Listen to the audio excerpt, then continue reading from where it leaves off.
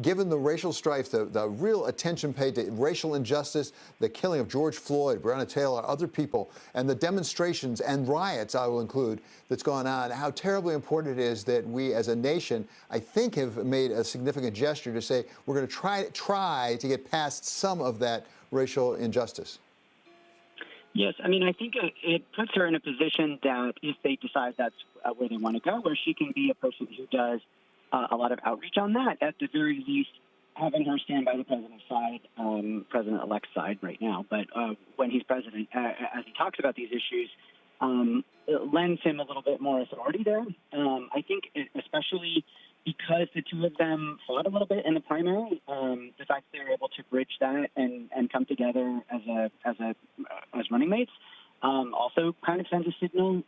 I think that really there's a lot of potential there, but we don't really know how that's going to play out. I was talking to some folks who work with Asian American outreach, and they said, Democrats have kind of just done this broad brush thing and not really looked at the differences within Asian American population. Kind of similar to what happened on Election Day within Latinos, that there are very specific groups of Latinos in America in different states who feel very differently about politics, and the outreach needs to be a little bit more fine-tuned on that. So there's potential there.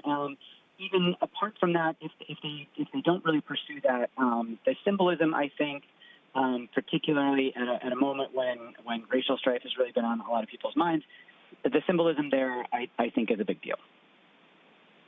So really appropriately, as we have been talking, Ryan, we now have Prime Minister of India, Modi, now congratulating Kamala Harris, saying the success is path-breaking. So it's not just in the United States that this could be a potentially important symbol here, but also in international relations. We have to bear in mind Kamala Harris's mother immigrated from India to come over, and she is a research scientist, basically a doctor. So we have now Prime Minister Modi congratulating Kamala Harris quite specifically, saying it's a path-breaking success.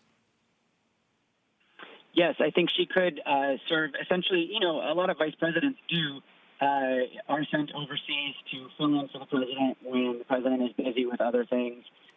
Joe Biden did that a lot for Barack Obama. I think that being able to send her abroad as sort of a symbol of the country is a strength that the Biden team will have.